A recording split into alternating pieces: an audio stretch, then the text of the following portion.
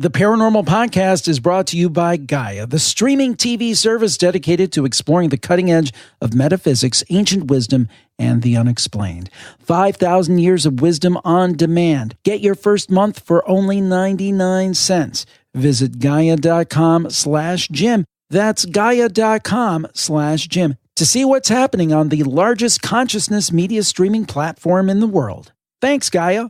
The Paranormal Podcast is also brought to you by the Campfire Cruise. Believe it or not, it is time to plan right now for your 2018 summer vacation. Why not join me on a campfire-themed cruise? It is going to be a great time, and I want to meet you. So go to campfirecruise.com. That's campfirecruise.com for all the details. Thanks, Holiday Maker Travel.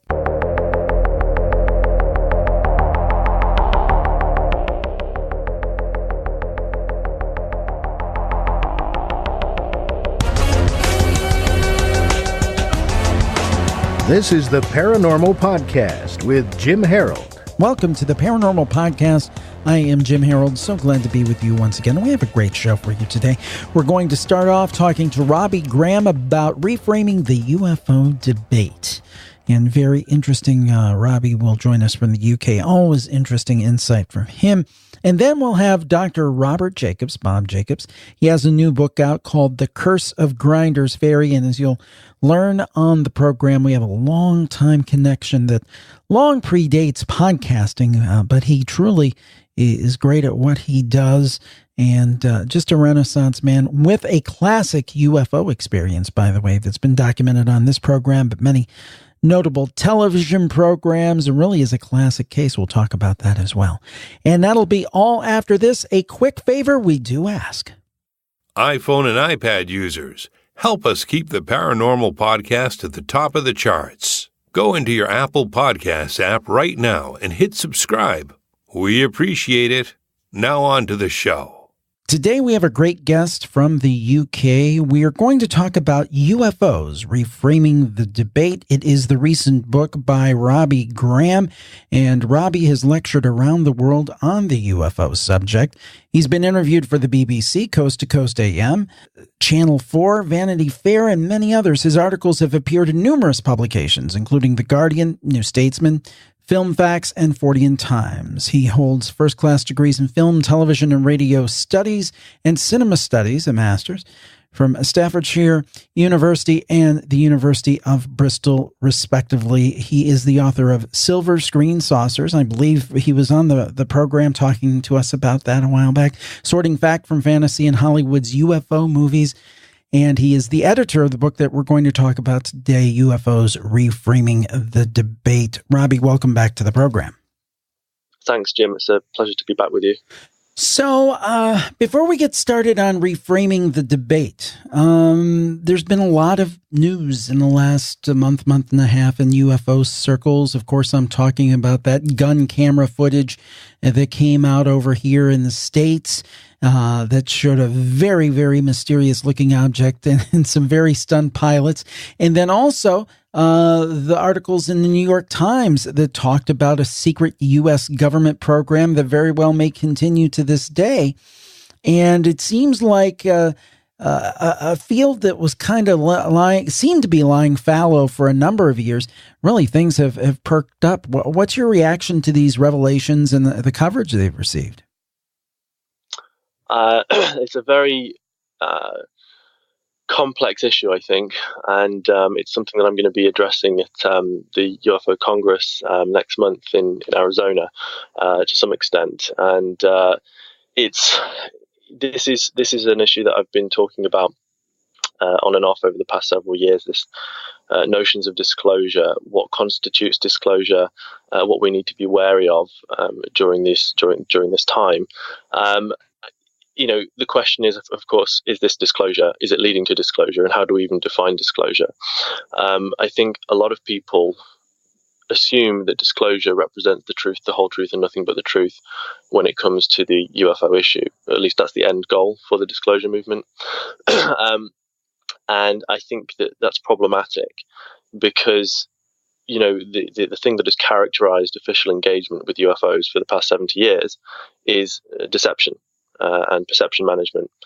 and there's been a lot of untruths, half-truths, and disinformation surrounding the UFO subject. And, so we need to be very, very cautious about any information that's being presented to us by any official body, including the Pentagon. And so we need to just not sort of fall to our knees and be hugely grateful and kissing the feet of the Pentagon at this point, because we need to ask, well, why is this information coming out now? How much of it can we believe? What else is there? And what is the agenda behind the release of this information? Because you can be damn sure that there is an agenda, and it's not going to be an altruistic one, because that's just simply not how the US government operates. They are self-serving, and we need to really, really interrogate the reasons for these recent disclosures, shall we call them. And so these are some of the questions that I'll be asking over the next few months in articles and talks. Well, it's interesting you said that, because we did, towards the end of December, we did a roundtable with actually some people I know from this book. Micah Hanks was on there, Ryan Sprague was on there, Clayton Morse, who's a great UFO aficionado and used to be a television presenter here in the States, and co-hosted a podcast with me. We were together and talking about this, and I made the statement, and I'm glad to see that somebody as erudite about the subject as you agrees with me, that this information does not get out unless somebody at a pretty high level wants it to get out. And that brings up the question of an agenda. Of course, absolutely. And so, it's what I'm going to be encouraging anyway is in short, I don't know what this represents. I can only speculate as to potential agendas behind the release of this information, and what else might be released during the next few months and years. I think we could probably confidently speculate that more mini disclosures might occur over the next 12 months. I think that's not unrealistic to expect, given what's just happened. They have just opened a Pandora's box. It's very difficult to shut that now, because what that has done is that it has legitimized the subject for the mainstream media. And so what you will be having at this point as we speak is probably very few, but enough serious journalists starting to ask serious questions behind closed doors. And this may lead to some serious articles and exposés. But will that represent full disclosure? Of course it will not. And the media will continue to be played. We need to be very, very cautious. As I say, my perspective on this is that it's illogical to put any measure of trust in the US government when it comes to statements on UFOs. Because, as I say, the past 70 years have been characterized by deception and perception management, disinformation, and it's foolish to think that anything's going to change on that suddenly.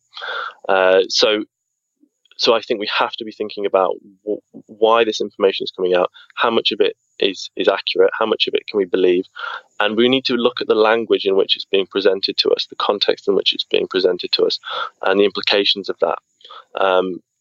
So, for example, it's being presented as it would be because it's coming from the Pentagon in terms of threat, in terms of a national security threat.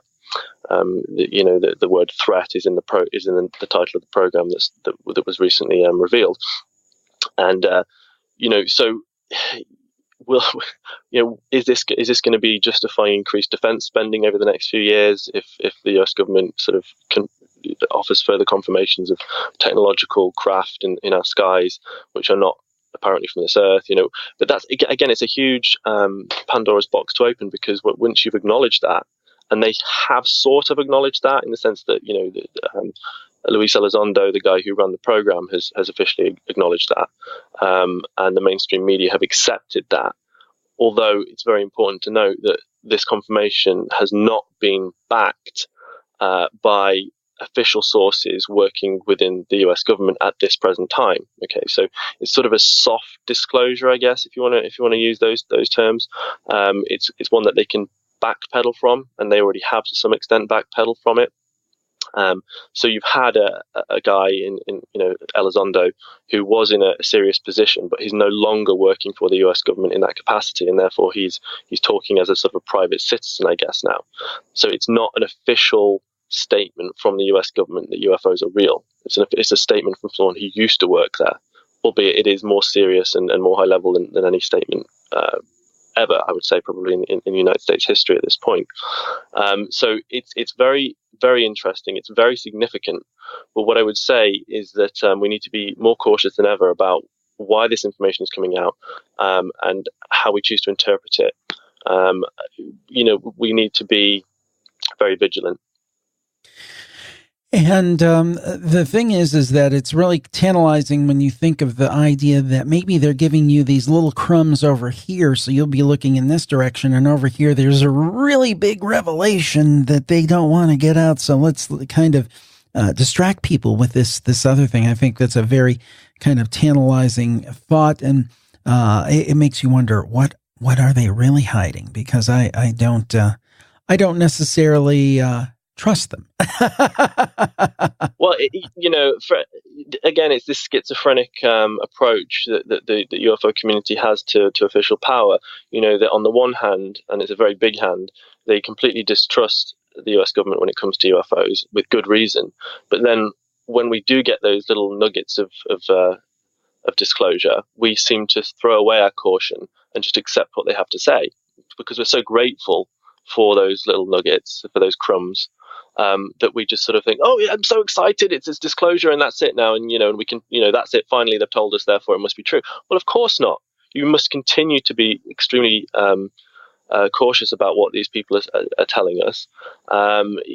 So I think what I'm going to be encouraging, and what I've encouraged in the past, is a new approach, not a new approach, just a different approach to understanding the UFO enigma, to unraveling this riddle.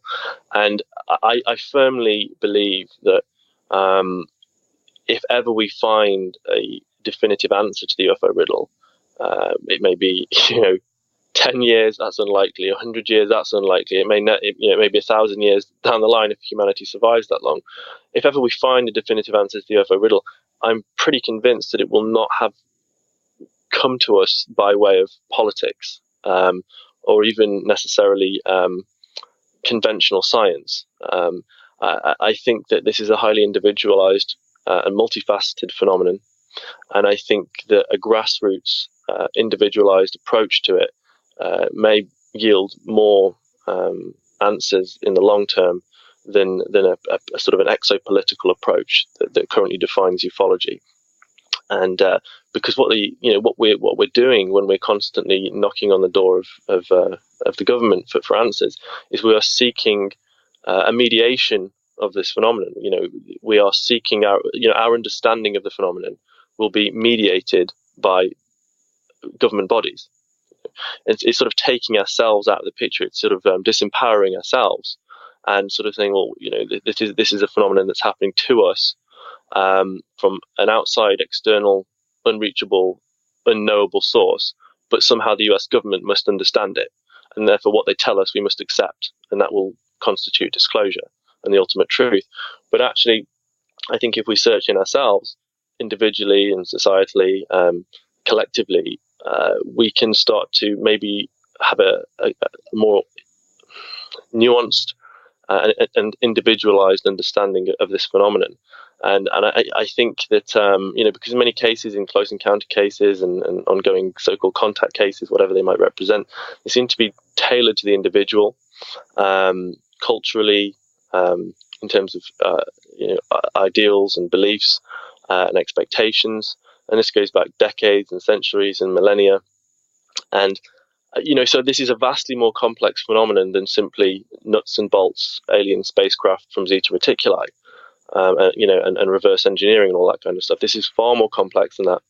It's multifaceted. It seems to be overlapping with paranormal and cryptozoological phenomena, psychic phenomena. And so I think that we shouldn't be in any great rush to have to find any answers. I think that this is something that's, I no longer expect to have the answers to the UFO enigma within my lifetime.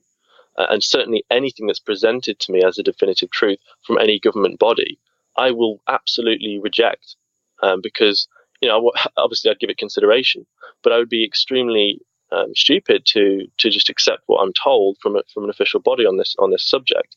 I think we have to find our own answers. Now, of course, that's not what the UFO community wants to hear, but I think that's what we have to do, and I think we have to sort of take officialdom out of the equation and seek to engage with this phenomenon more directly from a grassroots level. We'll be back with Robbie Graham on UFOs right after this. The Paranormal Podcast is brought to you by Gaia, the streaming TV service dedicated to exploring the cutting edge of metaphysics, ancient wisdom, and the unexplained. And keep listening, because I'm going to tell you how you can get your first month for only 99 cents. But I do want to say this before we get started. Gaia has been a tremendous supporter of the program the last couple of years, and we're very thankful. And to think that you can show your appreciation for only 99 cents and get great content, I think it's definitely a win-win. Now, we all know those big streaming services, I won't mention their names here, that have movies and TV series, and they're great. But until Gaia, there was never any place we could go who are interested in these 40 topics, be it the paranormal, be it UFOs, be it ancient mysteries, the metaphysical, but now there is, because of Gaia. And Gaia, well, you can watch it on all of your devices. There's Apple TV, Roku, your iPhone, your iPad, your Chromecast, Android device, Fire TV, your computer. If you're hearing my voice, you can watch Gaia. And there's a lot of video out on the internet floating around, but, well, the quality is a mixed bag, to say the least. But with Gaia, there's a difference, because you get quality. They create, they curate, and they bring you the best in 40 topics on video. They explore the topics we love, and they're always providing viewers with tremendous new content every single week. And this week is no exception. For example, it's the Season 2 launch week of Ancient Civilizations. This week, they'll be taking a look at the mathematical codes of Baalbek. Now, throughout the ages, many myths and legends surrounding the 2,000-year-old temple of Jupiter in Baalbek, Lebanon, have arisen, pointing to an extraterrestrial origin. The team of investigators from Ancient Civilizations explore the master mathematical codes used to build this megalithic site, which can be found throughout the cosmos.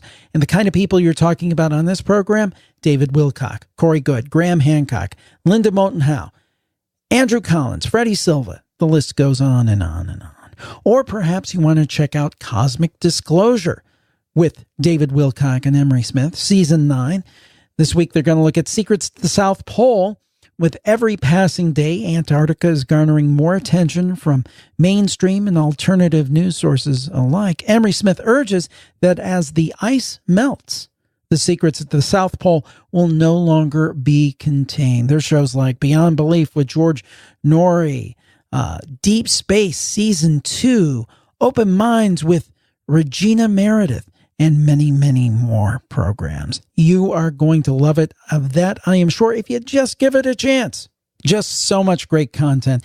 And there's a page now that I've worked with Guy to set up where you can get an absolutely free flavor of it. You go over to Gaia.com/Jim. That's GAIA.com/Jim. There I handpicked some videos I thought you might like on things like UFOs, haunted places, and Bigfoot. And check it out. That costs absolutely nothing. And once you've had a chance to check it out, I hope you will give them a chance, on one hand, to thank them for supporting this show for the last couple of years, and we certainly appreciate it, but also because you love this kind of content. And 99 cents, my goodness, you'd find that much in your couch cushions. Go to Gaia.com/Jim. That's GAIA.com/Jim. And after you've looked at those videos, there's a little button that says sign up. Give them a try for only 99 cents. Visit Gaia.com/Jim to see what's happening on the largest consciousness media streaming platform in the world. Thanks, Gaia. We're back on the Paranormal Podcast. Our guest is Robbie Graham, and we're talking about reframing the UFO debate. The title of this book, UFOs, Reframing the Debate, it kind of hints at the idea, kind of says without saying it, well, if we're reframing the debate, maybe we've been looking at it the wrong way and it needs reframing. Where do you think maybe researchers and ufologists and authors and experts have been missing the boat? Why does the debate need reframing? Yeah, I think, currently the debate can be defined as being bound up in the extraterrestrial hypothesis through the lens of exopolitics. And these are simplified approaches to a very complex and, as I say, multifaceted phenomenon. I don't think politics or any kind of political approach or any engagement with official, with political or military bodies is going to yield anything of substance or anything that we can realistically accept or believe or trust. That's the crucial thing. As I say, if official engagement with the phenomenon has been characterized almost exclusively by deception for the past 70 years, then we have to move forward expecting much of the same. And so how much of what you're going to be told about this phenomenon from any official body over the next several years or decades can you realistically believe? And for me, the answer is very little, if any. At least you have to treat it with extreme suspicion. And so what I'm saying is that the phenomenon, whatever it represents, over the decades and millennia, seems to have adopted a strategy of engagement at a grassroots level. We don't know much about military engagement with the phenomenon beyond just sightings and some basic encounters released in documentation over the decades. We don't really know about profound encounters that military or politicians have had, but we do know about profound close encounters and contact experiences that thousands and even millions of people have reported at a grassroots level over the years, because that's how the phenomenon seems to operate. And yet still we seem to want to mediate our understanding through official structures, official power structures. And that, I think, dilutes our potential understanding of the phenomenon. I think we need to sort of adopt strategies to see how we can engage with this phenomenon, to invite it, and so, because of course there seems to be a strong psychic element to this phenomenon as well, and I think that can't be ignored. And again, a lot of this stuff it doesn't sit well with nuts and bolts ETHs, because they want it to be something that is tangible, that is exclusively tangible, that is and that is provable, that is presentable to to the general population as being something that is demonstrably true and real. And but it seems to be far weirder than that. And to think otherwise is to ignore data. And so I think that we need to adopt a more open approach to the study of this. We need to look beyond, first of all, we need to look beyond the extraterrestrial hypothesis, not to discount it, not to disclude the UFO, the ETH, because I think it does have considerable merit. And as I've said before, I think that it's very likely, in my opinion, that there is an extraterrestrial component to the UFO enigma. Perhaps it's the defining component, but it certainly goes beyond that. It goes beyond that. There's overlap between UFOs and other paranormal and cryptozoological and psychic phenomena. That's undeniable, and so we need to engage with that side of it more as well and see what does that mean. And then we need to sort of, I think, we need to strip away the influence of government, and so for example, the recent Tom DeLonge stuff. I mean, we could talk all day about that, but there's a temptation, I think, when any celebrity or when any politician or military officer comes forward and makes a big noise about UFOs, the UFO community gets very, very excited about it. And it serves, I think, as a distraction, personally. I think it's, the phenomenon itself continues to do what it does in its own special way.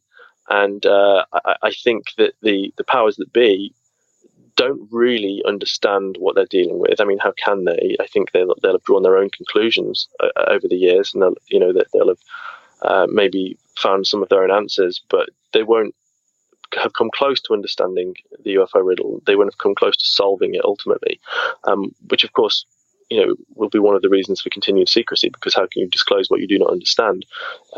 It seems to be just completely baffling.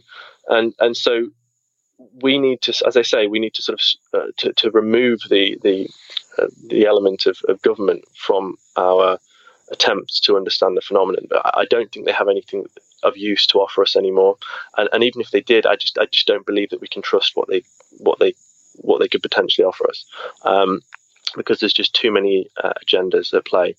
And so I think my what I would encourage is to simply if you're in the school playground and there's some loudmouth idiot who's sort of screaming for attention, look at me, look at me, look at me. The best policy is just to turn your back and ignore them. Don't engage with them. Just ignore them and go off and do your own thing. And I that's what I would strongly encourage the UFO community to do, is just to disengage with the government, because they've been badgering the government constantly for decades, and they've got almost nothing from them. Apart from some documents which don't really reveal an awful lot. And now we've got this statement, these recent statements from this Pentagon UFO project. And again, we don't know how much of that we can trust. We don't understand the reasons for these recent disclosures. We don't understand so I think we need to be extremely vigilant. And so I think that in terms of reframing the debate, there's all sorts of different approaches that we can take. And in the book, we have 14 different contributors who are offering different ideas, different approaches, but all of them sort of reject reject exopolitics as a useful solution to the UFO riddle. And all of us recognize as well within this volume that the strong religious aspects to ufology as well, because it is, in my opinion, a new age religion. It's which is unfortunate, because obviously it is a religion that is sprung from belief in something that is demonstrably real, albeit very hard to prove, as being one thing or another. So the book offers lots of different solutions over 14 different essays. But the common thread is a rejection, or at least a challenge, to the extraterrestrial hypothesis and exopolitics. And a lot of these authors are seeking to engage more with parapsychological phenomena, looking at the social aspects of UFOs, looking at the power of belief, and really trying to be more critical in our approach to understanding this phenomenon.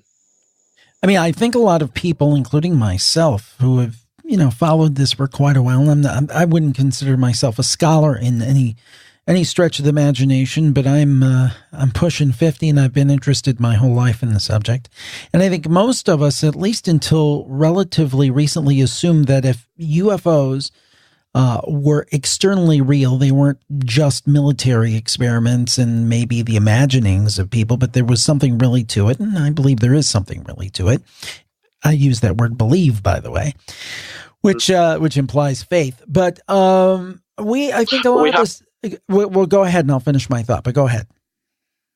Sorry, Jim. Yeah, very quickly. You have to use the term belief, because in the absence of conclusive facts, all we have is belief. And so so whether you're a skeptic, or whether you believe that UFOs are complete bunk, or whether you believe they're craft from somewhere else, all you have is belief. And so belief is central to ufology, and we can't escape it. And I think and that's fine, that's fine. But we have to recognize that belief plays a huge part in it. When we recognize that, it sort of clears the way a bit, I think, and it makes the road forward more navigable. And that makes sense to me. My thought is that many of us kind of subscribed, and I'll just use his name because he's so associated with this, but kind of the Stanton Friedman point of view, and we've had him on the programs, obviously a legend in the field, but the view that there are beings getting into a craft, traveling from somewhere to here, much like we did with Apollo, to the moon.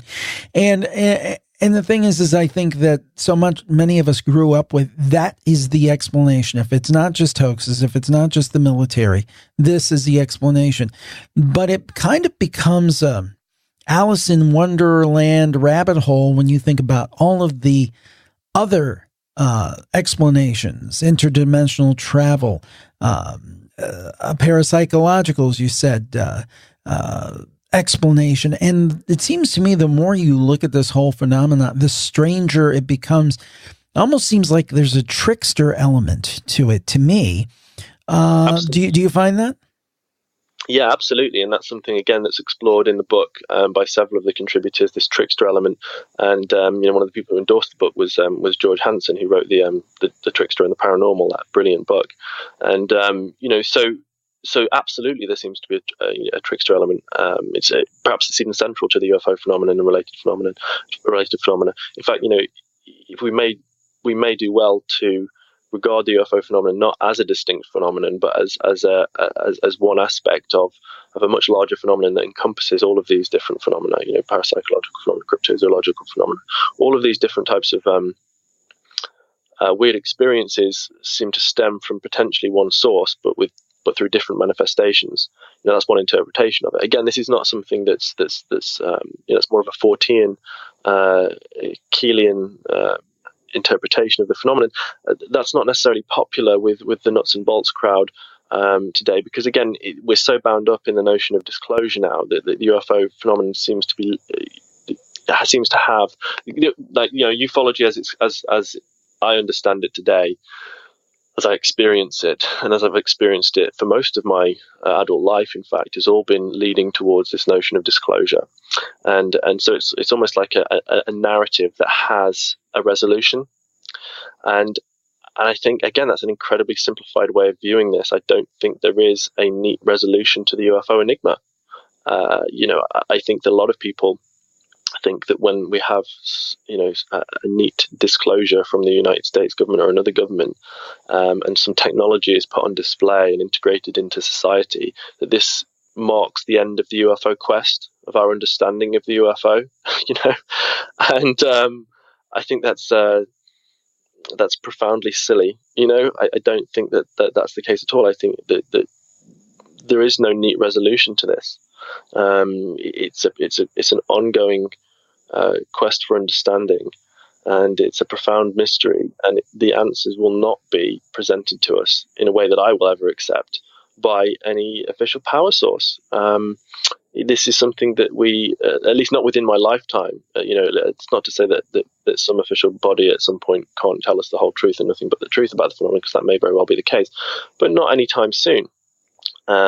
It's too politicized. There's too much at stake. National security is an issue, clearly, and we just have to, I think, remove officialdom from the equation, turn our backs on that. It's yielded almost nothing over 70 years, and let's just say, well, what else? How else can we seek to understand this? What can I do as an individual? What can we do in terms? Let's get in the age of the internet, of course. UFO study groups and UFO organizations and meeting groups have basically dissolved and been disbanded, and everything's gone online, and that has its benefits, but it also has its drawbacks as well. And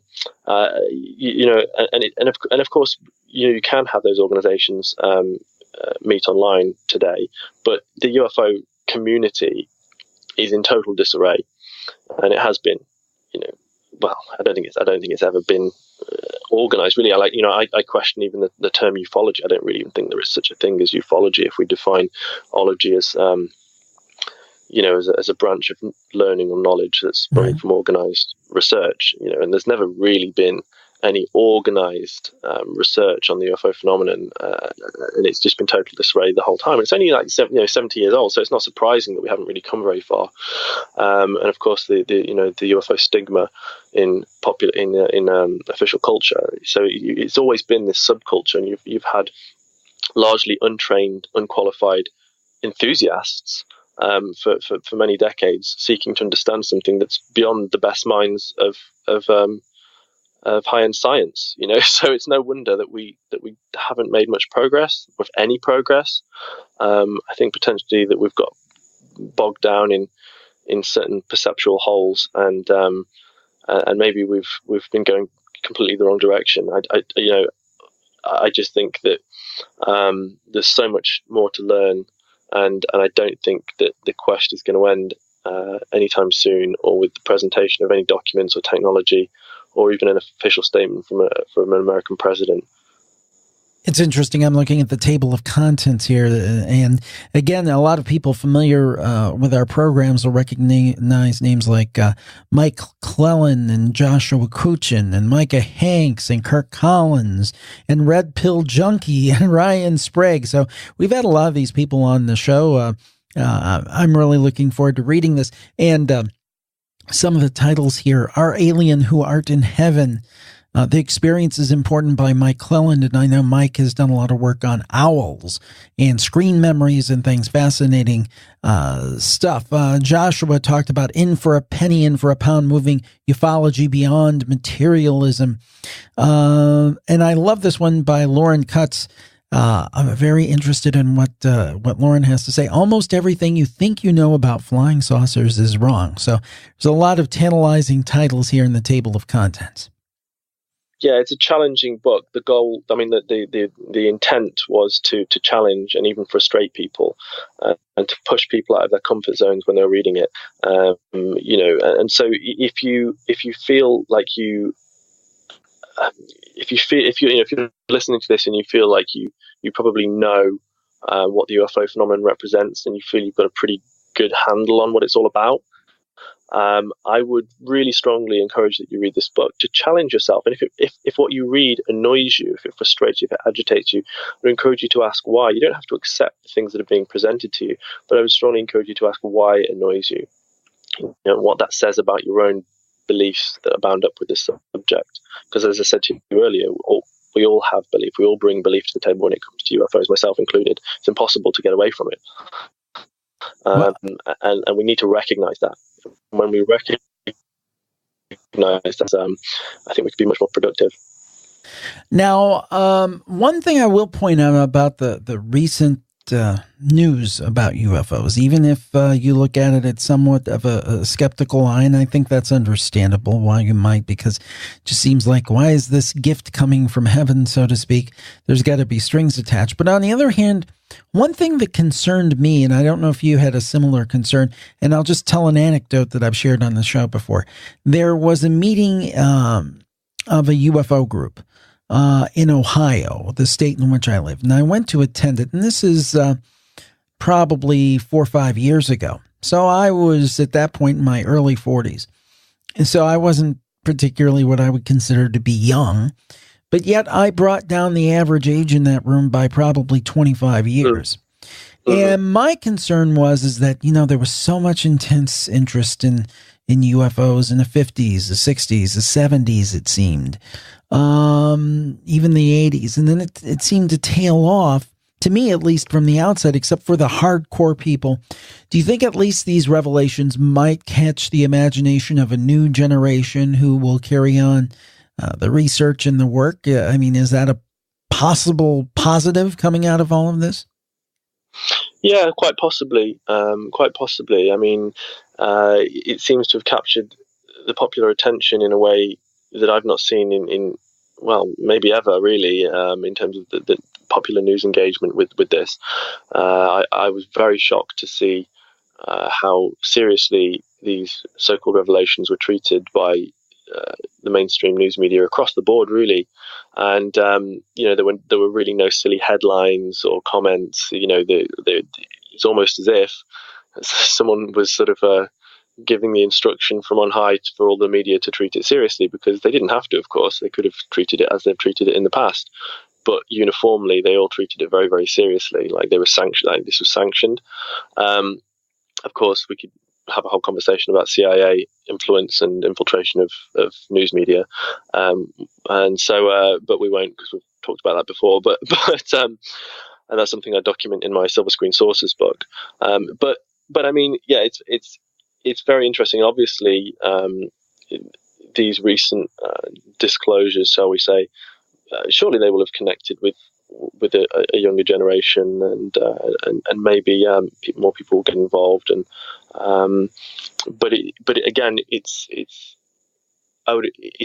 Most people enter the UFO subject, I think, through the lens of politics and of of official secrecy and things like that, which of course, because that's the most tantalizing and sexy aspects of UFOs, and it's easier to get your head around, when you're sort of looking at it from a political perspective. Of course, there is a very, very strong political dimension to it all, but there is also a more esoteric and Fortean aspects to UFOs, which are much harder to get your head around, much harder to engage with, because they're more abstract. And so what seems to be the case is that, if you do enter the subject through the lens of politics and, like I say, politics and disclosure and things like that, you'll inevitably at some point hit a wall because there's nothing more to learn, and you'll get incredibly frustrated, and you'll either give up on the subject altogether, or, as myself and some of my colleagues have done, and many other people have done over the years, is you'll start to seek out new paths for understanding, and they're not easy to tread necessarily, and they're very frustrating. But I think there are other approaches to understanding this phenomenon, and again, these are all documented in great depth in the book, and in other books before this, and and then there'll be many other books after this as well, exploring these alternative perspectives as well. And the stuff that we're presenting in this book, it's not necessarily new. There are a couple of essays in there which do present really bold new approaches to understanding this, particularly from Greg Bishop. But a lot of the stuff that we're presenting is we're simply representing ideas which have been neglected over the years. Some of these ideas have been presented by the likes of Jacques Vallée and John Keel and others, Terence McKenna, over the past several decades, but they've never been fully embraced by mainstream ufology. And what we're trying to do is to represent those ideas and say, look, we really need to reconsider some of these ideas, and reconsider our approaches here, and seek engagement from mainstream ufology. Well, it's interesting, and I love the idea of looking at this in new, different ways, because I think that regardless of the phenomena we're looking at, and on my programs, we look at everything from ghosts to cryptids to UFOs, and the list goes on, that we get stuck into these pet explanations. And it's not a question of are UFOs representative of ET. It's like, well, where do they come from? But that's taking a big jump. So I love the idea of looking at it from more of kind of a 360-degree approach and kind of tearing down our assumptions and saying, are they ET at all? And the same with things like ghosts and so forth. And I love the idea you say all of this may be interrelated. And it's interesting because when I started my main show, the Paranormal Podcast, in 2005, I included UFOs and ghosts and so forth. And people would say, well, UFOs aren't paranormal. And it's like, well, really, how do you know? So I use that big tent philosophy and include a lot of things under that kind of moniker. But I think that UFOs reframing the debate is a great way to start and maybe look at this a little bit different way and maybe challenge some of our assumptions. Robbie, where can people find more information on the book, find the book, also about everything you do, including your upcoming speaking appearances and so forth and so on? Well, you can get both my books on Amazon and through Barnes & Noble online, and any good online bookstore. And you can find more information about them on my website, which is robbiegraham.uk. And so I'll be speaking at the International UFO Congress in a few weeks' time in Scottsdale, Arizona. And I'll be presenting some of the information in the book there, and again talking about some of these recent revelations, and no doubt that will be very interesting to hear what people have to say about that. And so all of my material is available online, and I write for Mysterious Universe as well. A lot of my articles are available on Mysterious Universe and through my website, which is robbiegraham.uk. Our guest has been Robbie Graham, and we've been discussing UFOs reframing the debate. Robbie, thanks for joining us today. Thanks so much, Jim. Always great catching up with Robbie and getting his take on the UFO phenomenon. A lot of interesting insight on his part. And for more great insight and discussion, stay tuned for Bob Jacobs right after this on the Paranormal Podcast. The Paranormal Podcast is also brought to you by the Campfire Cruise. And guess who's going to be there? I'm going to be there. It's coming up July 30th to August 3rd, 2018, departing from Miami. And I think you're going to have a good time if you're a fan of the shows. And I think that you'll absolutely love it. Mike and Wendy over at Holiday Maker Travel, they've done quite a few of these different cruises and different themes over the last few years. UFOs, ancient mysteries, and now the paranormal. And I was lucky enough to be on my first one with them last year. And they really do a great job of breaking down the barriers between the cruisers and the speakers. And in this case, me, because I loved the last cruise I did because I really got to interact with our listeners, with our cruisers. We're in a private group, so there's not outsiders impinging on our discussions or our meals. We'll have meals together. We'll break bread together. And it's just such a great time. And I do consider those folks I cruised with last time. We started out where they were listeners and now they're friends. Now, this is perfect for fans of the shows, whether you're single, a couple, or a family, because there is truly something to do for everyone. Now, here is the exciting news, and I really didn't understand the extent of this, but the ship, Royal Caribbean's Mariner of the Seas, the ship is currently undergoing a $100 million reimagining. It's a talk of the cruise industry, with all new family fun and more. Basically, Royal Caribbean surveyed cruisers about what they wanted in a shorter cruise, a 3 or 4 night cruise, and they've rebuilt the Mariner to those specs. And guess what? We'll be one of the first groups on this basically new ship that everyone is going to want to cruise on, and you're going to be one of the first if you join us. Now, get this. If you're a fan of the show, this is going to be fun because as we depart from Miami, we're going to start off the cruise with a meet and greet private cocktail reception with me and the other cruisers exclusive to our group. Nobody else. And the thing that they do at Holiday Maker Travel, they include exclusive private shore excursions that are not available on board, exclusive to our group, and you'll be able to join me as we visit Fort Montague. Built in 1741, it was made of local limestone, and it's the oldest fort still standing on the island of New Providence at the eastern end of Nassau Harbor along the waterfront. We'll go on to Fort Fincastle. Take a few minutes to ascend the 66 limestone steps of the Queen's Staircase, named in honor of Queen Victoria, and we'll end our tour with a tasty brew or two at Pirate Republic Brewing Company, the first and only craft brewery in the Bahamas. I mean, how cool is that? We'll also visit Royal Caribbean's private island Coco Key with tons of fun for everyone, including the adults and the little ones and the beautiful beach. Great stuff. Not to mention, I will be recording a live podcast at sea, a live campfire podcast at sea, and you can be a part of that, but only if you want to. Now, the special group price includes the 4-night cruise, port charges, the shore excursions, cocktail party, and more. And don't forget, this is still a cruise vacation, and it includes all the great things you'd expect: meals, entertainment, activities. But the folks at Holiday Maker Travel, well, they add something very, very special, and they do a great job of handling all the little details. So there's only one thing to do. You've got to book your spot, and it's really important because we're making a decision in the next week or so on the cruise if we're going to move forward with it.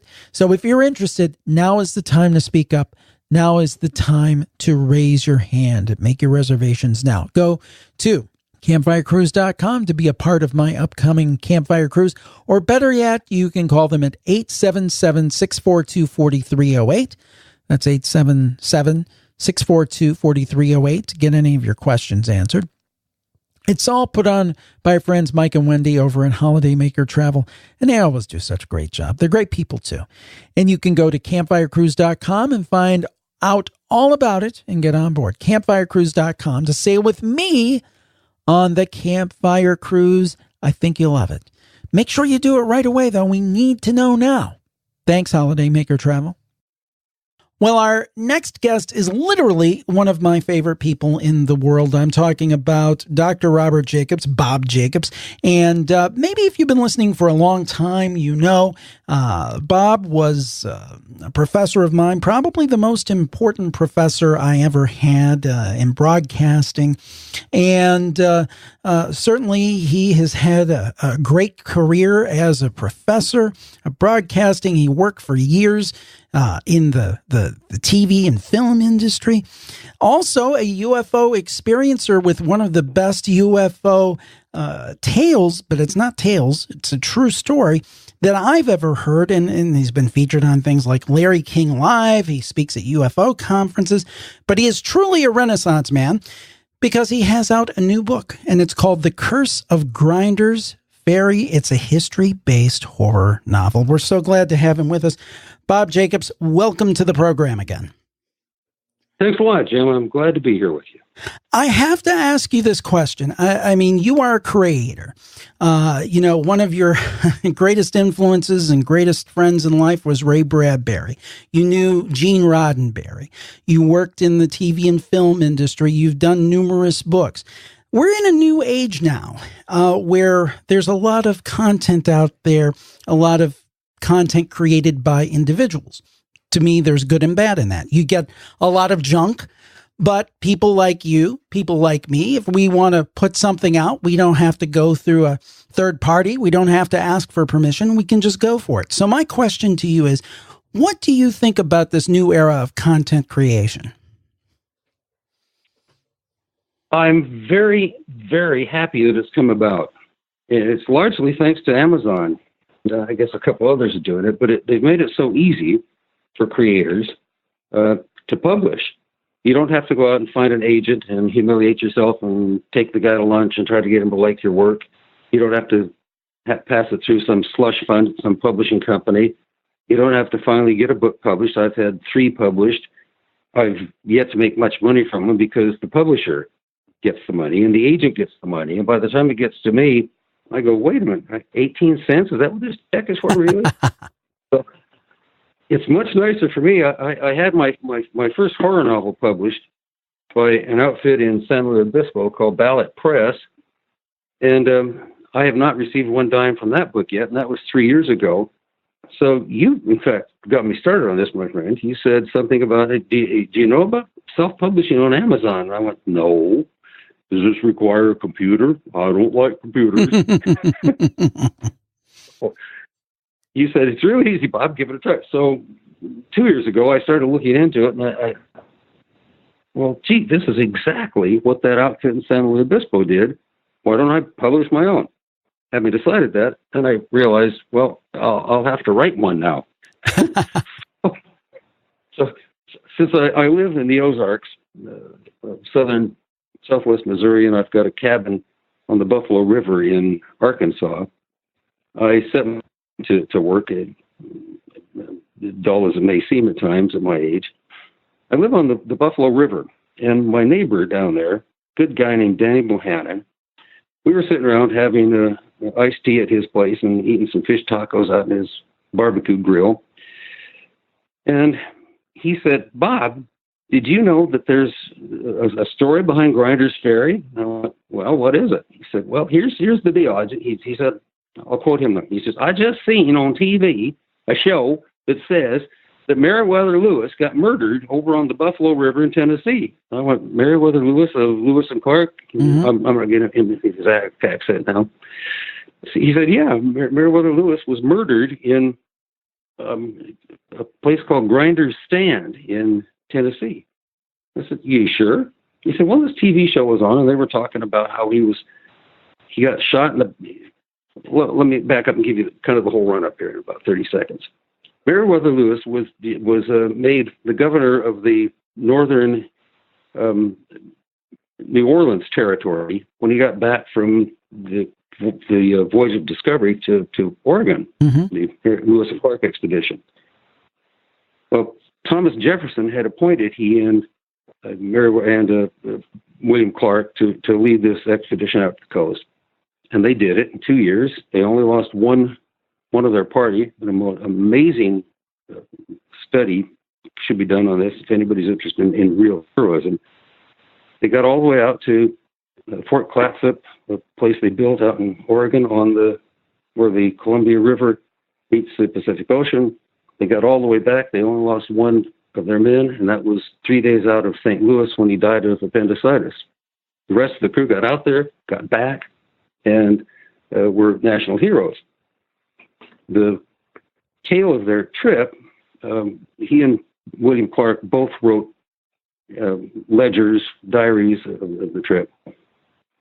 Meriwether Lewis was on his way with part of his diary and some gold in a saddlebag, because he was going back out to talk to his friend Thomas Jefferson, who was no longer president. But one of the know-nothings in Washington, D.C.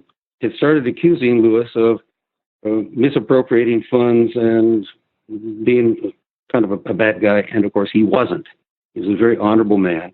So he was going back out to talk to Jefferson about what he should do with these blackguards. And he was going to take a bag of gold out with him to settle some debts and so on. On the way out, he was going up the Natchez Trace in Tennessee, which goes from essentially Natchez, Mississippi, up to Nashville, Tennessee. He was out there about 3 days into the journey. His partners had held back because they wanted to do a little hunting and get some tack to go on the trip. So Meriwether Lewis rode on. He came to a place called Grinder's Stand, which was a shotgun cabin, a dog trot cabin, a cabin, an archway, and another cabin, run by Robert and Priscilla Grinder. So he got there. Robert was off hunting, but Priscilla greeted him and said yes, he could rent the room in the cabin. And he said, okay, fine, and I'm hungry, so she made him food, and then he retired to his quarters. End of story as far as history is recorded. But here's what happened. When Lewis's party caught up to the cabin, Meriwether Lewis was lying dead on the floor of his cabin. And here's what he looked like. He was bare-chested. He had slices across his chest made with a hunting knife. He was sliced up. He had been shot in the back with a .50 caliber rifle, a bear gun. He had been shot in the back of the head, and half of his skull was blown off, was laying on the floor. Whew. The verdict? Suicide. Yeah, that's why I was going to say that when you were describing that. That doesn't sound much like a suicide to me. That's, well, I'm not laughing at it because it was a horrible thing to happen to a really great man, somebody who should be revered in our history. Anyhow, Robert had come back from hunting, of course, and he was there when the party arrived, and people asked what happened. Priscilla said what happened was, and she was the only witness, the only person who could testify, the local constabulary arrested Robert Grinder, who had a kind of a nasty reputation anyhow, and they put him on trial, and the verdict was suicide because the only person who could testify was Priscilla, his wife, and she said that she had heard these strange noises over there, and then she heard some gunshots, and then she heard him walking around and weeping and moaning, and then she was afraid to go out, so she looked through a crack in the door, and she... a strange and obviously twisted tale of what had happened. Clearly, in my mind, Robert Grinder came home from his hunting trip, and Priscilla had told him about the gold that she heard rattling around in his saddlebag, and he blew the guy away and stole his money and his manuscript, and shortly thereafter, Robert and Priscilla Grinder left the Buffalo River in Tennessee and turned up at Grinder's Ferry on the Buffalo River in Arkansas, where one Samuel Grinder had established a ferry service across the Buffalo River, and the logging enterprises and so on. And there, Robert Grinder's story ends. Well, as a novelist and as a horror writer, I go, what if? What if he did get there? What if certain things happened, and what if there was a supernatural element to this, and hence the curse of Grinder's Ferry comes out? So it begins with Meriwether Lewis being what I'm convinced murdered, and ends with his murder being revenged. Now, when you come up with something like that, I mean, to me, the whole act of coming up with a fiction, and I'm going to start dabbling with some fiction. I've got some ideas, some concepts, but I encourage you to do so. Lots of fun. Because you jump off from real things, right? You know, in my case, I'm going to jump off with some of the things we talk about on the programs, but. It's kind of terrifying. I think there was a famous sports writer. It says writing's easy. You just you sit down in front of your typewriter, you open up a vein and bleed. I think that was Red Barber, if I'm not mistaken. But anyway, I mean, where in the world does that come from? Do you think? I mean, and you had a front seat to one of the greatest writers of all time, Ray Bradbury, being a great friend of yours. And mentor. I mean, how does that work? Because that process has always terrified and amazed me. My wife, who is just reading my book now, asked me a couple of questions last night about how do you come up with this stuff? She says, "You're the most gentle, lovable person I've ever met." My God, what you're writing here. Creatures tearing people apart, and I don't want to give anything away about the book, but there's some gruesome stuff in it. And I look at some of the things that I've done in the book, or I've had my creature, do something to people in the book, and I don't know. I've heard people say this before, and Ray said it to me a couple of times. You're not writing the book. You reach up and tap in to this stream of creativity that flows through the ether. And for brief moments, your eyes open and you see things. And that's exactly what happens to me, Jim. It sounds crazy. Some days I can sit down at my typer here, which I'm sitting in front of now, and I can put my hands on the keyboard, which Ray said you should always start out the day putting your hands on the keyboard and see what happens. And all of a sudden, in a rush of emotion, I start my fingers moving and stuff happens. It's like going to the movies. I see things. I see the creatures. I see the characters come up, and I see the kind of cars they're driving, and I see the liquor shelf. I see things in color, and I just start describing that. And some of the stuff that comes out scares me. I stop writing, and the hair's going up on the back of my neck, and go, "Oh, God, what's going on here?" And I stop, and then it's like I transfer out of that universe, out of that space, and I'm back home. I'm back sitting in front of my typewriter going, "Whew, that was a trip." And sometimes I sit down and go, "I better go down and write on my book for a while." And I come in here and I notice, well, the clock over there needs dusting, and I've got some toys on the floor, and I put my hands on the keyboard, and not much happens because I'm not tuned in. And then this book took 2 years to write.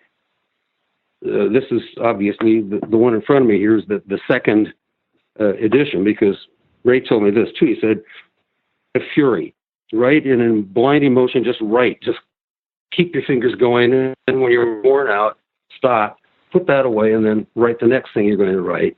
He said, "Half of what you wrote will be crap. You'll throw it away, but the editing process happens after you finish the book." So I finished 500 pages of book. I've cut it down now to 350, and now it's a real book. Now it's something I'm proud to put out there. Is that helping answer your question? Yeah, it's amazing. It's amazing to me because I read somebody, let's say, like Stephen King, who I think is great, and he's done so much. And like, why? How can one person be so prolific? Where can these ideas come from? And some of the, in King's work, for example, some of the stuff is tremendously twisted and gruesome. And it's like, yes. It would seem to me. I mean, I would love to have dinner with the guy, but it'd be a little disconcerting. What is this guy thinking?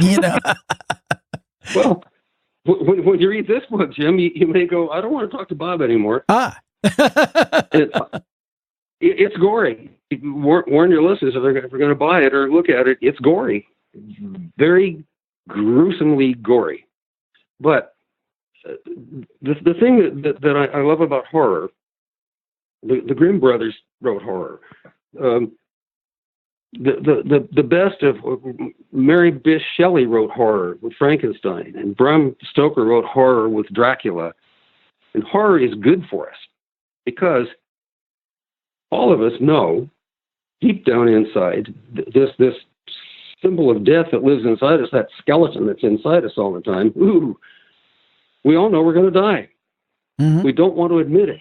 We do everything we can to deny it. We go to church. We write poetry. We ride bicycles. We do health clubs, and we try to stay active and so on, so we won't die. But deep down, we know we're going to die. And so, horror writers, good horror writers, and I hope I'm one of those. Ray certainly was. Stephen King certainly is. We do this. We confront evil. Obviously, monsters are evil. Death is evil. And so on. We confront those in our fantasies, like books, movies, good horror movies, and there are bad movies. Wes Craven makes the worst of all. We write the demon. We confront the demon, which is death. Our ultimate destruction is the demon. And we confront that demon, and yes, he does horrible things all around us, and in the end, we kill that son of a... We get rid of him. We expurgate him from our souls, and we can get through the night. That's the good part of horror. You can have horrible things happening in your work, in your poem, in your book, in your movie, in your television show, but in the end, you have to let the reader off.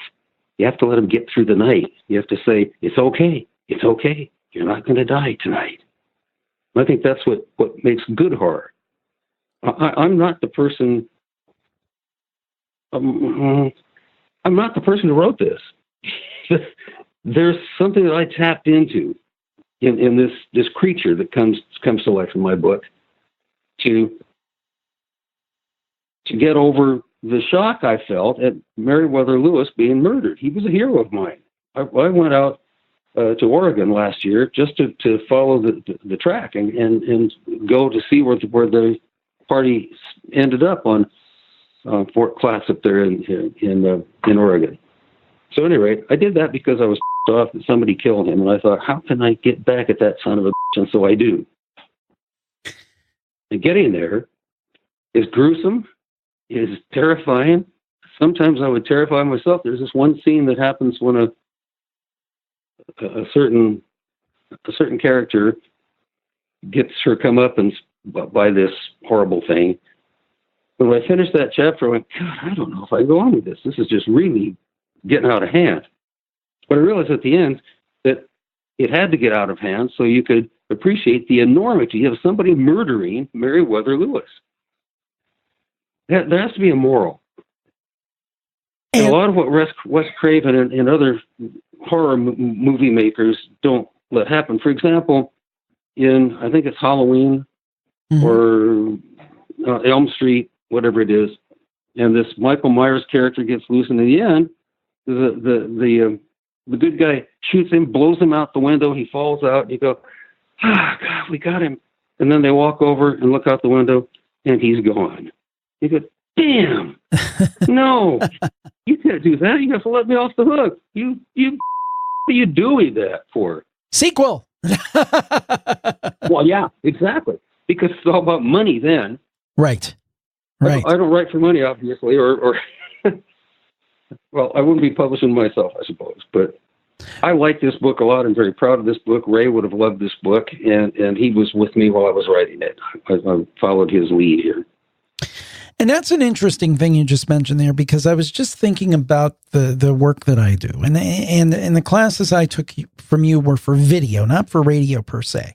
But obviously, I know that you had involvement with radio and also very knowledgeable in that area. And when I do a show and I'm going to take a shortcut, I'm like, what would Bob say? He would say, do it right. Do it right the first time. Not that you couldn't probably listen to one of my shows and find 57 things I could have done better. But the point is that, and I mean this in a good way, probably what Bradbury did for you to some extent, you've done for me is you've given me like an internal critic to think about what I'm doing. Go ahead. I said exactly. That's exactly what Ray did. It's what he was for me. What I tried to be for you and lots of other students, I would hope, that we must try to do our best. we must try to tell our truth. We must try to point out what we see as being correct and right and justifiable and so forth. And you do that very well in your shows. Thank you. That's a high compliment, and I appreciate it. Now, I do want to get your opinion about this. We talked a little bit off air about this, just because it has been so much in the news the last few weeks, and I think we probably both agree it should be even more in the news. But the recent revelations about UFOs. Now, if folks aren't familiar, Dr. Jacobs was in the U.S. Air Force, has one of the ultimate UFO experiences ever, and we actually detailed that at great length in episode 185 of Campfire. I recommend that you go listen to it. And I hate to ask you to tell the story at great length again, but I would ask you if you could briefly recap what happened to you and how you think it relates to what we're hearing about these days. Back in 1963, I was appointed, I was a lieutenant in the U.S. Air Force. I was appointed as officer in charge of photo-optical instrumentation at Vandenberg Air Force Base. Our job was to provide engineering sequential photography of every missile that left in that experimental era to give our engineers an idea of what was going wrong. And usually, everything went wrong. We dubbed the ICBMs inter-county ballistic missiles back then because sometimes they got as far as the edge of the base. They blew up a lot. So our job was very important. And the engineers came to me once and said, look, we need from Vandenberg, as our missiles take off and go down range, down toward Eniwetok and Kwajalein, we're looking with your tracking mounts, we just look up the tailpipe so we can see them. We can see that they have 3 stages of, well, then they go away, but all we can do is see up the tailpipe. We want to see them from the side. You got any ideas? I said, well, yeah. Before I was in the service, I drove a sports car and wore a beret and drove up the coast to Nepenthe near Big Sur, California. If you can imagine the coastline of California, Big Sur is out on a point of land that goes out west into the Pacific Ocean, much farther than down the coast where Vandenberg is. So if you were up on a peak up at Big Sur, pointing toward Vandenberg as a missile was launched, you'd follow it you'd see it in a side view all the way through powered flight. So I took a camera up there and a couple of guys with me, and we waited for a launch to happen, and it happened. And with our own little small cameras, we could see all 3 stages of powered flight from the side. So everybody got excited, and I was up there doing some experiments, and I got a call from the base, and they said, "You guys hang on up there. We've got something coming your way."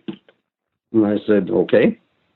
So the next day, an 18-wheel truck came trudging up the Forest Service Road, bringing an enormous catadioptric telescope to our site. With that telescope, which had an effective focal length of 2,500 inches, and photographers will realize that 25 inches or 1 inch rather, is an effective focal length for a lens on a 16 millimeter or 16 millimeter camera. So it's a big telescope, the kind of telescope that we look at the moons of Saturn and Jupiter and so forth. That kind of telescope. Attached to the back of it was an image orthicon device. An image orthicon is simply we would call it a television tube, and it has a screen on it. And we used to do things called kinescope recordings, right? Way before we had coast-to-coast television service. Kinescope recording is simply a movie camera photographing an image orthicon device, and then we could print that film and project it like we print any other film. It's terrible quality, but yeah. If anybody's seen the old reruns of The Honeymooners, I think those were kinescopes, I believe. That's exactly right. Yep. Because we didn't have the coast-to-coast cable in, and so they filmed those on film, grainy black and white film usually, and that's what it looks like. Well, we were up on Anderson Peak off Big Sur, 3,200 feet in elevation, and we trained this telescope down toward Vandenberg. We knew the launch was coming. They informed us the launch was coming, and it did. It popped out of the ground fog, and with that, we couldn't see what we were photographing with the telescope because it had a black hood over it, so the camera could photograph what was going on. But with our little tracking telescopes, we could see that we had a successful launch. We all whooped and hollered and went, "Yeah, that's great." So the next day, I took the film from Big Sur back down to Vandenberg. They processed it. The day after that, I got a call from Major Florence J. Mansman, who was the Chief Science Officer at First Strategic Air Command headquarters on the base. He said, "Lieutenant, would you come up to my office, please?" That sounds polite, but it means I was ordered to his office. When I walked in, Major Mansman was there. There was a table in the middle of the room with a projector on it and a screen set up, and two guys in gray suits. And they didn't say a word. They looked at me. Major Mansman said, "Sit down here, and we have something for you to see." So I sat down. The lights went out. He turned on the projector, and there was the most astonishing footage of an Atlas, I believe it was a D, missile rising out of the fog. And with that telescope, we were filling the frame with all three nozzles of that Atlas missile. Is just as clear as could be. It was 160 miles away. We followed it all the way through powered flight, and then at the end of powered flight, here was what the experiment was to do. We were testing a way to deflect actions from hitting our warheads with anti-ballistic missile missiles. So we saw on screen the nose cone open up, a spray of essentially aluminum foil to form a screen in front of it, and then let me make sure here. It's a dummy warhead, but it was the exact same shape, the exact same weight as if it were an atomic warhead. Right. It was released, and it entered a slightly higher orbit than the chaff. It was designed to deflect the Russians from hitting us, and rather hitting our warhead, but hitting the chaff. And of course, we would then obliterate Moscow. That's the game we were playing in. As we watched, something entered the frame. Now, you've got, imagine in your mind's eye, a TV screen, and flying along in that screen is a dummy warhead. Now, they're very small because it's a long way away. And this chaff, and they're flying along at about 8,000 to 9,000 miles an hour. And something enters the frame in the same way that the dummy warhead was coming, entered the frame, fired a beam of light, and hit the warhead. Then that object flew up over the top of the warhead, aiming down, shot it again.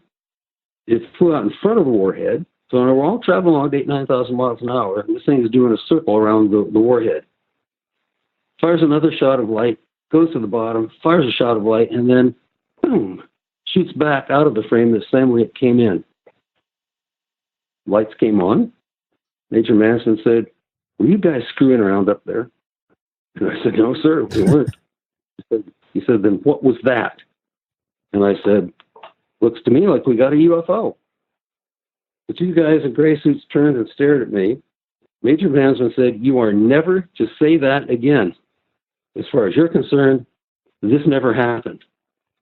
And I looked astonished because I had just had my eyes open to a secret of the universe that I didn't know before. I wasn't a believer in UFOs, but I just saw one do something incredible to one of our dummy warheads. It was like shooting a shot across our bow and saying, "Hey, you guys, knock this off. You're fooling around with things that are dangerous to all of us, so stop it." So Major Mansman escorted me to his door.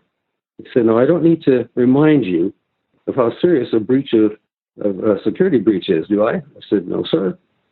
He said, "Then you are never to speak of this again. It didn't happen." I laughed. I never talked about it to my wife, to the guys in my unit, to anybody I knew. For 17 years, I shut up. And I realized that I was part of an official United States government cover-up of a UFO. There's the short version. There's lots more about what they did to me afterward, how researchers tried to find out. The Air Force denied that they ever had a Lieutenant Jacobs in the Air Force. They never had a Lieutenant Jacobs at Vandenberg Air Force Base. They never launched any missile on that date from Vandenberg. That I simply didn't exist. Well, I've got records to prove that I did. I have all my orders and so on and so forth. And I even have scraps of my old uniform if they want to get down to it.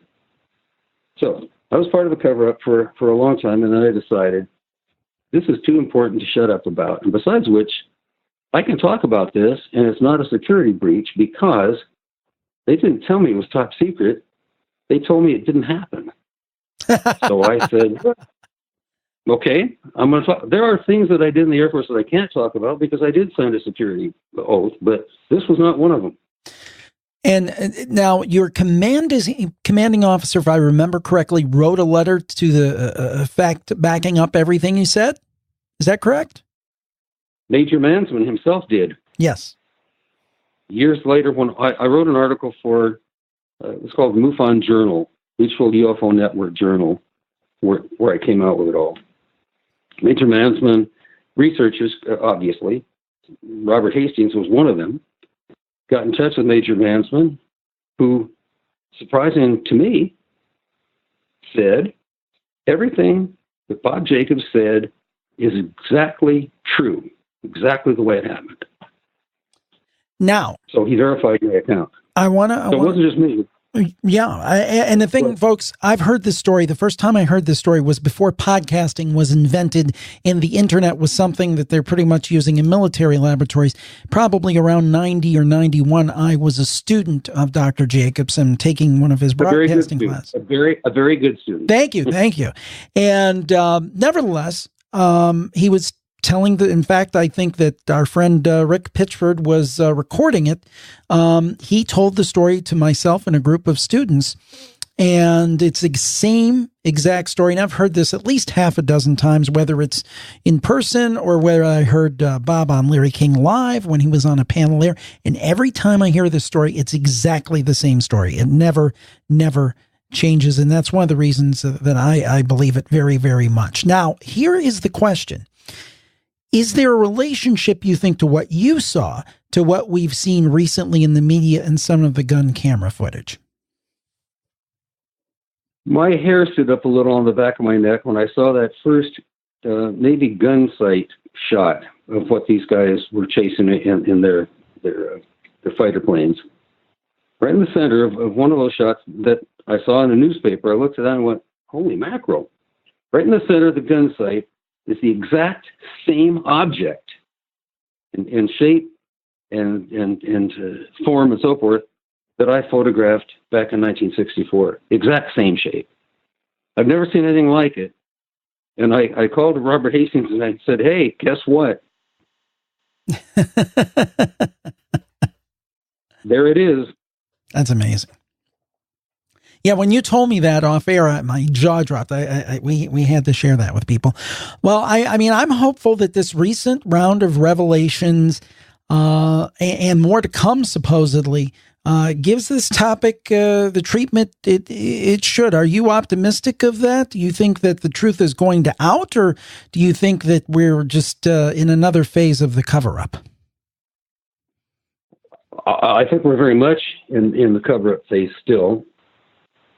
The problem is that if one landed on the lawn of the White House, that classic movie scene, I'm not sure that American people would believe it, because the government has done such a grand job over such a long time of poking fun at those of us who report UFOs, of saying that we're crazy, of debunking by saying it was swamp gas or the planet Venus or any of that other crap that they've thrown at us, that the general public have become immune to it. They think that anytime somebody says, oh, I saw a UFO, one of you folks listening, try it. If you've seen one, tell some of your neighbors about it and see what they do to you.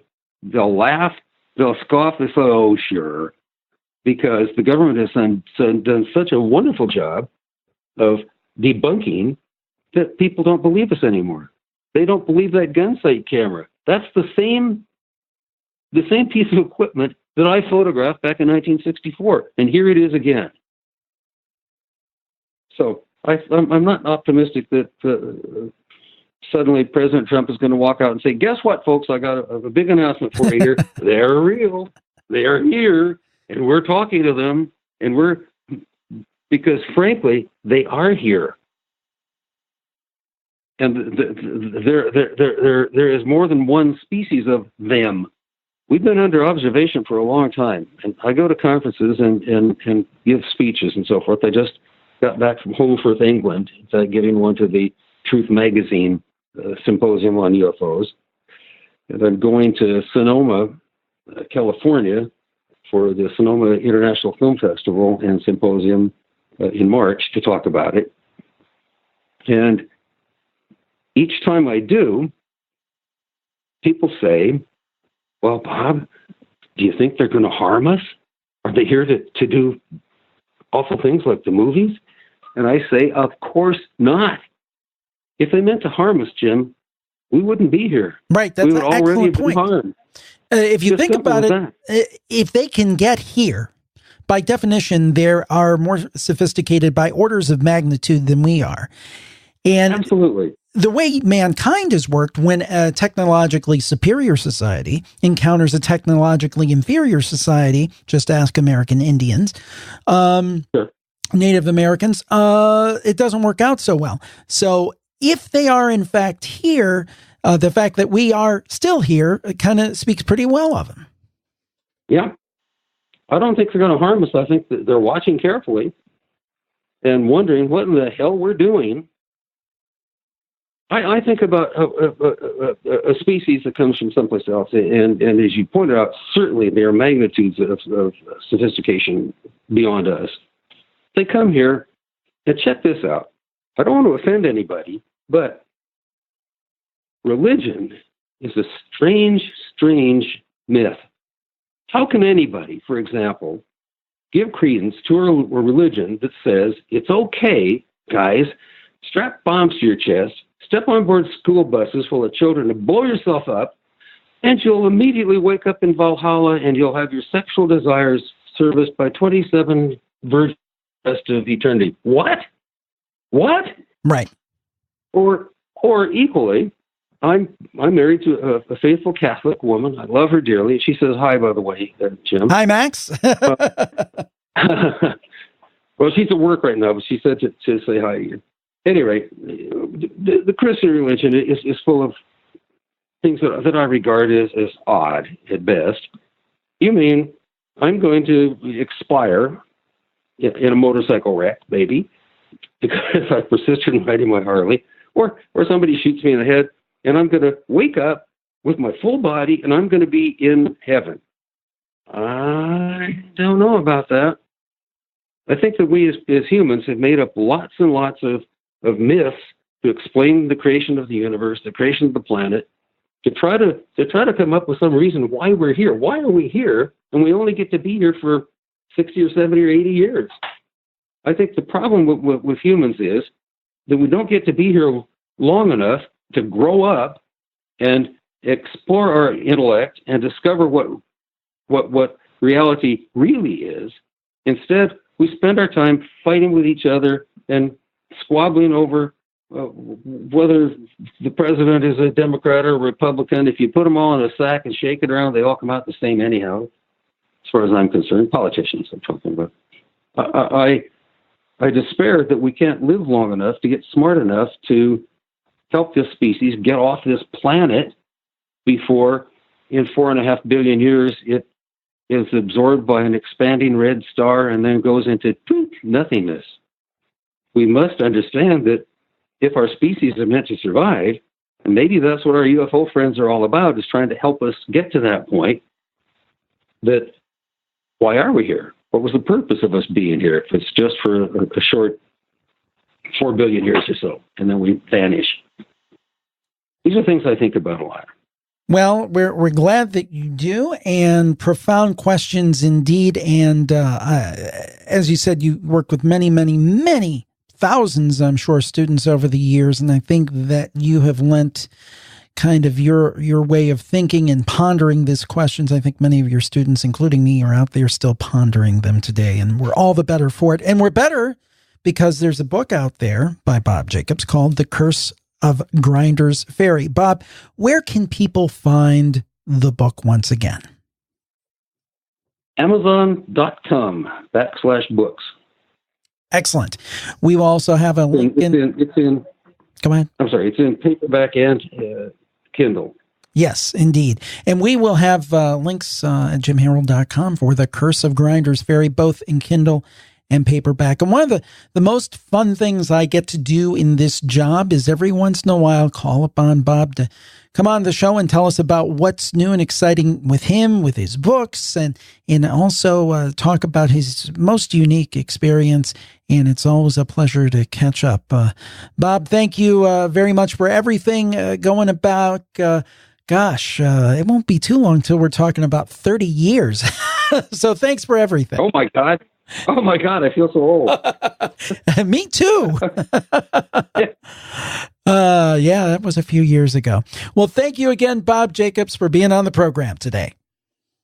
Thanks, Jim. Continued good luck. Well, always great to catch up with Dr. Bob. I'm honored to call him my friend and mentor. And also great to catch up with Robbie Graham. Always interesting thoughts on the UFO phenomena. And we hope that you will tell a friend about the Paranormal Podcast and tune in next week. We'll be back. We thank you so much. We'll talk to you next time. Bye-bye.